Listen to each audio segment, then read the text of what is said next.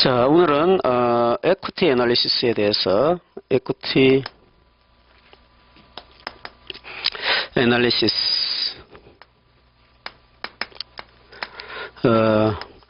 밸류에이션 그죠? 밸류에이션인데 이 중에서 이제 에퀴티 밸류에이션에 대해서 에퀴티 밸류에이션에서 여러분 책 페이지 293부터 강의를 시작하겠습니다.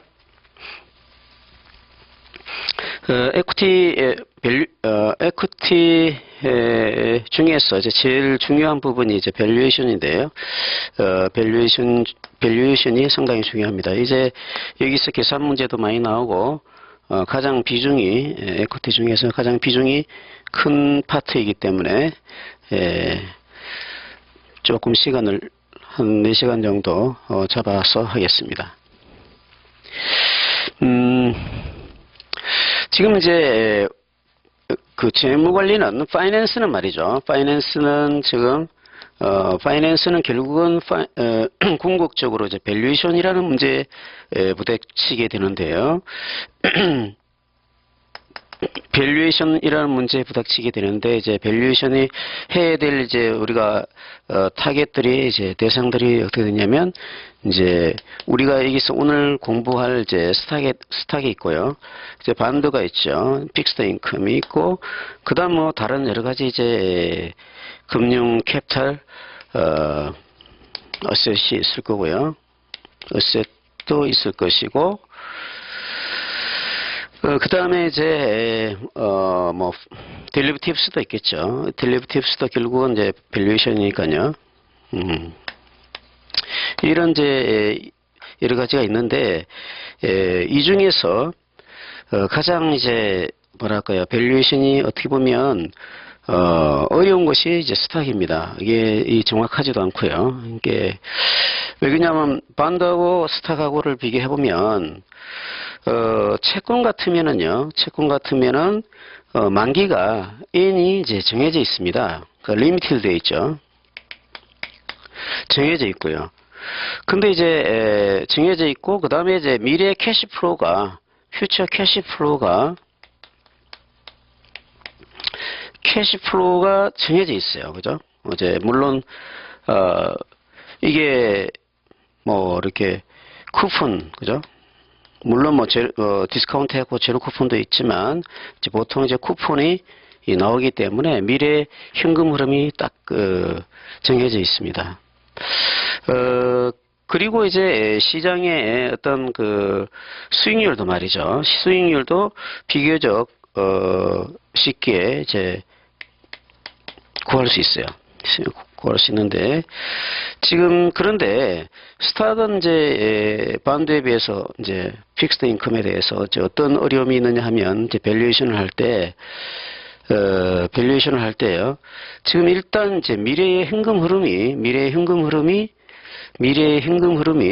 흐름 자체가 상당히 불확실하죠. uncertainty가 많단 말이에요. 불확실하고, 현금 흐름이 불확실하고, 이게 이제 현금으로는 나타나는 게 유일하게 이제 배당이죠. 디비던드죠. 디비던드고, 그죠? 디비던드. 그 다음에 이제, 그 다음에 이게 기간이 이제 주식회사의 배당은 뭐 회사가 존속하는 한, 이익이 나면은 계속 배당을 하게 되니까 배당 자체도 이제 무한정하고요. 그 다음 이제 배당에 이제 배당이 일정하지가 않고 또 볼래틸리티가 있죠. 굉장히 어떨 때는 배당을 크게 하게 되고 또 어떨 때는 배당을 적게 하게 되고 이런 이제 캐시플로우 상에 이제 문제가 있다. 반도는 여러분들 이제 픽스 인컴에서 아시다시피 이거 뭐 간단하죠. 이거는 뭐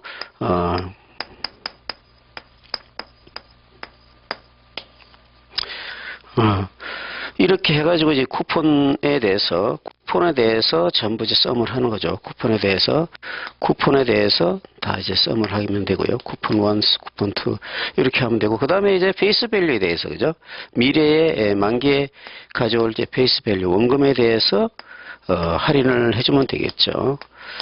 이렇게 하면 이제 이게 되는데요. 뭐 이것도 뭐 이렇게 표시 안 하고 썸 미래의 쿠폰은 CT를 1 플러스 RT, 그죠? 이렇게 하면 N까지, 그죠? 그 다음에 이제 페이스 밸류 1 플러스 RT. 이런 식으로 하게 되면 이제 픽스드 인컴의 프라이스가 나오겠죠. 그죠? 이렇게 나오는데, 이게 이제 이거에 비해서 지금 여기 이 캐시 프로가 이제 오는 것이, 이게 이제 이 쿠폰 같으면 아주 그 뭐 일정하고 딱 정해져 있는데, 이게 배당으로 이제 온단 말이에요. 디비던드라는 게 상당히 이제 불확실하고, 또 이 주가라는 게 뭐 여기서는 채권 같으면 만기에 받을 돈이 확실한데, 주식 같으면은 이게 이제 어떻게 될지 이제 잘 모른다. 이게 어떻게 보면 상당히 이제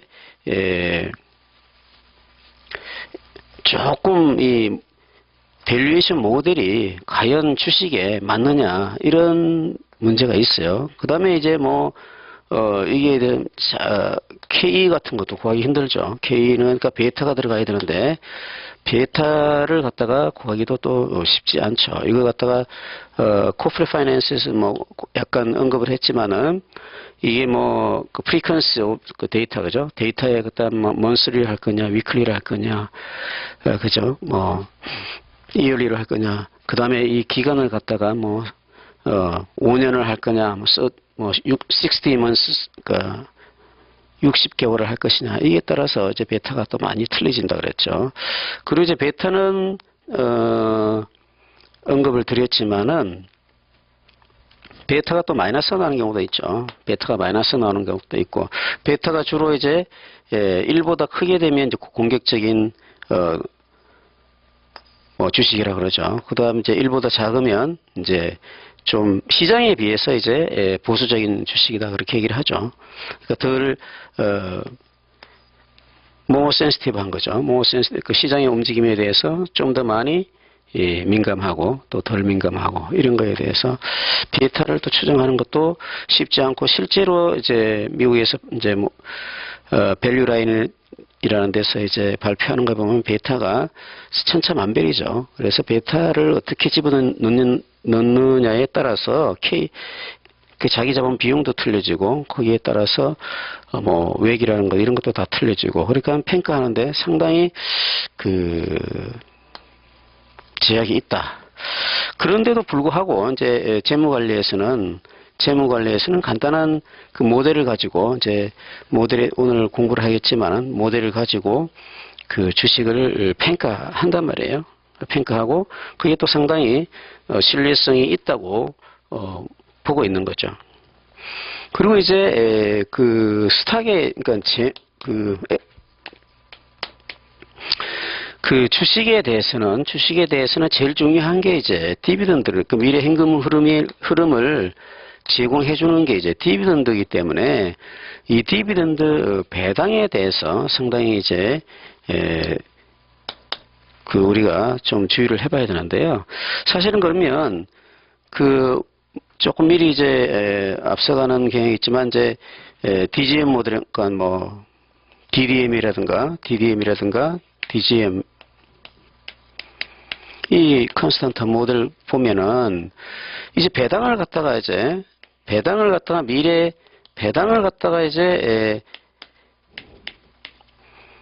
자기 자본 비용에다가 마이너스 성장률을 해서 이렇게 주가를 구하거든요. 그러면 자, 우리 한 가지 생각을 한번 해봅시다. 그러면 코스피라든가 뭐 우리 그 시장에, 저기 증권 시장에 수없이 많은 이제 주식들이 있는데, 그 배당이 거의 비슷비슷하면은 그러면 주가가 똑같다는 얘기냐? 그건 아니죠. 그건 아니에요. 뭐 실제로 미국에서 뭐 매크로힐 같은 데는 뭐 매크로힐하고 뭐 그다음에 카니발이라는 뭐 크루즈 선박 회사하고, 그다음에 뭐 아도베라는 데 있죠. 뭐 소프트웨어, 그 회사들이 전부 다 주가가 얼마면 뭐 40불대예요. 그럼 40불대면 그 회사들이 다 배당도 똑같이 주느냐? 그건 아니죠. 뭐 카니발이라는 데는 뭐 2불 90센트나 주고요. 뭐 아도베 같은 데는 제로 배당이는 배당이 하나도 없단 말이에요. 그런데도 불구하고 주가는 40불대로 비슷하다 이거죠. 그리고 실제 이제 야후 같은 데는 보면 배당이 항상 그 적자 났죠. 수년간 적자 났기 때문에 배당을 줄 수가 없죠. 제로 배당이죠. 제로 배당인데도 불구하고 주가는 굉장히 높죠. 이런 이제 관계를 우리가 이제 파악을 해야 되는데 이제 거기 그걸 갖다가 이제 우리가 모델을 통해서 어떻게 영향을 미치는지를 갖다가 우리 한번 살펴보게 될 거예요. 그러니까 배당이라는 것은 이제 그 보통주 가격을 결정하는 하나의 요소에 이제 불과한 거죠. 근데도 불구하고 그 모형은 배당에 근거해서 미래 캐시프로를 잡아가지고 이제 주가를 산정한다. 이거 이제 이런 거죠.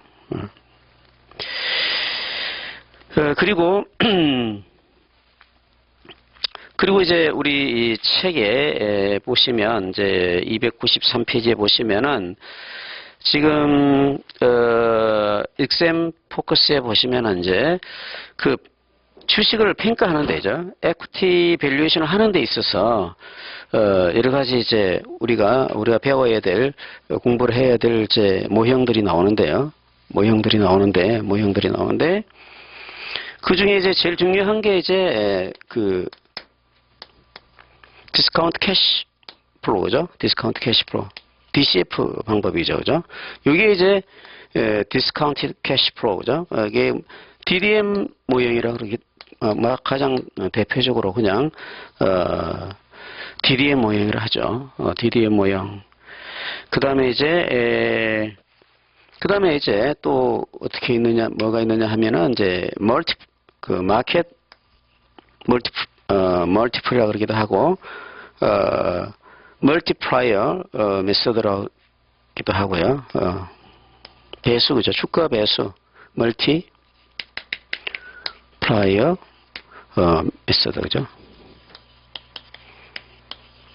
그다음에 이제 어셋 베이스드 모델이라고 그래가지고 어셋 베이스드 모델이라고 그래가지고 이제 뭐 청산같이 비슷한데요. 어셋 베이스드 모델. 여기에 대해서 이제 우리가 공부를 할 거고요. 여기는 이제 마켓 멀티플라이어. 거기 뭐 여러 가지 말로 이제 우리가 할 수 있겠는데요. 뭐 이게 멀티플라이어 모델이라고 그러기도 하고 그다음에 뭐 프라이스 멀티플 모델이라고 그러기도 하고요. 뭐 이게 어쨌든 멀티플 모형이죠. 마켓 멀티플 모형이라고 하기도 하고 뭐 여러 가지 말로 쓰는데요. 마켓 멀티플 모델 뭐 이렇게도 쓰기도 하고요. 어쨌든 여기는 이제 우리가 많이 쓰는 P 레이쇼. 저는 그냥 퍼라고 쓸게요. 퍼, PBR, PSR 뭐 이런 것도 있죠. 그다음 PCR도 있고요. 그다음 이제 한 단계 더 나가서 EV, EBITDA를 쓰겠죠. EV, EBITDA. 이거하고는 조금 이제 개념이 틀린데 여기에 있고요. 그다음에 이제 DCF 방법 이제 디비던드 디스카운티드 모델은 이거는 뭐냐 하면 여기는 어떤 게 있나요? 이제 그 주식 모델을 갖다가 주식 프라이싱을 할 때 이제 매일 제일 많이 우리가 가정을 해야 될 게 뭐냐 하면 이게 이제 싱글 피어리드 모델이요. 그 다음에 이제 멀티플이 있겠죠. 멀티플. 그 다음 뭐 세 번째로 어떤 게 있나요? 그 다음에 이제 컨스탄트 그로스 모델 그죠?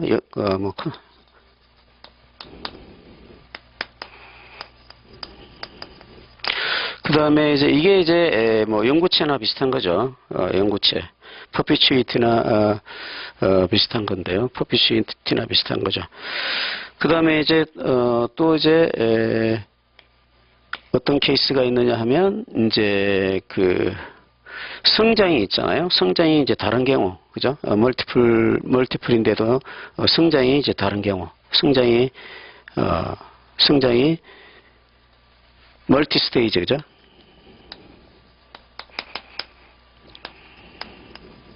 그로스. 이런 거를 갖다가 이제 우리가 공부를 하게 될 거고요. 그 다음에 여기 또 하나 더 이제 굳이 더 유사한 방법을 한다 그러면 디스카운트 캐시플로우 모델 중에서 DDM 방식하고는 틀리지만 FCFE, 그죠? 프리 캐시 플로우 투 더 에퀴티, 그죠? 그죠? 그 다음에 FCFF하고 좀 틀리는데요. FF는 프리 캐시 플로우 투 더 펌, 그죠? 이렇게 하는 거죠. 이거는 이제 에퀴티의 BS 상에 보면 요거에 관한 것만 이제 에퀴티 주주한테 돌아갈 현금으로만 보는 거고, 이거는 전체적인 거로 보는 거죠. 그래서 여기서는 KE 차기자본 비용으로 일단 할인을 할 때 할인 비용으로 이렇게 쓸 거고, 요거는 외거로 쓰겠죠. WACC로 쓰겠죠. 요거 부채까지 다 포함하는 거니까. 이거에 대해서 이것도 이제 디스카운티드 캐시플로우 방법이죠. 자, 요런 이제 그 메소드를 가지고, 요런 이제 모델을 가지고 우리가 공부를